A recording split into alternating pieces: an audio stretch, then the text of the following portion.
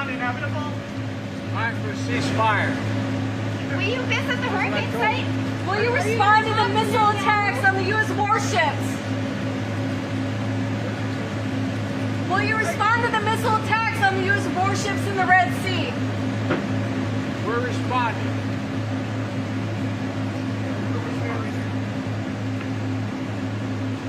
Important part, or an interesting part of how people have talked about your role here is how your role has reshaped the perception of masculinity. And I'm not sure you planned on that, but you are an incredibly supportive spouse. Has that been an evolution for you? And do you think that's part of the role you might play as First Gentleman?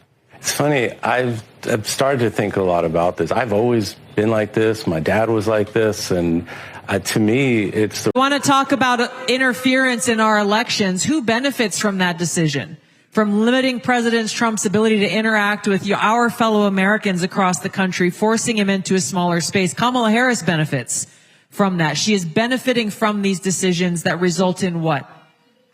Ultimately, as we've seen, unfortunately, multiple times, putting President Trump's life at risk. God made a mess!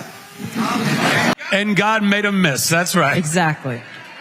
That last second head dodge. I think they deserve to hear a lot more from Kamala Harris because she's been lying to them for the last 3 months. If you look at her record, she's been trying to run away from it from the very moment she took the nomination from Joe Biden. She wants to ban gas-powered cars. She wants to give reparations based on race.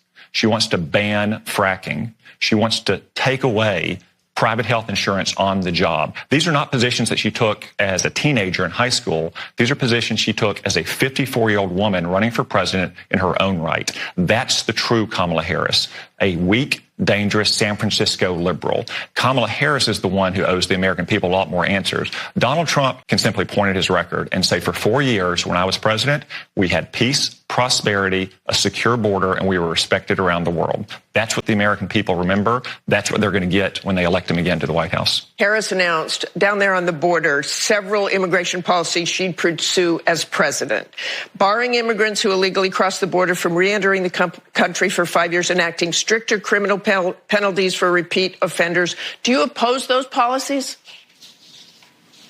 I'm going to tell you, do we believe her now? After she's had almost 4 years to solve the border crisis, and all she did was make sure that it was wide open. She never even bothered to go to the border until just this past week. And that's because this is one of the #1 issues in the campaign. Everyone knows that when Donald Trump was in office, the border was sealed. Everyone knows that since Kamala Harris has been in office, the border has been wide open. And it's not just people who are migrants who are trying to come to this country for a better life. It's criminals. It's gang members. Everybody knows that. It's terrorists, people on the terrorist watch list. Martha, this is too little, too late. Nobody can believe her because her actions have said something completely different for 4 years.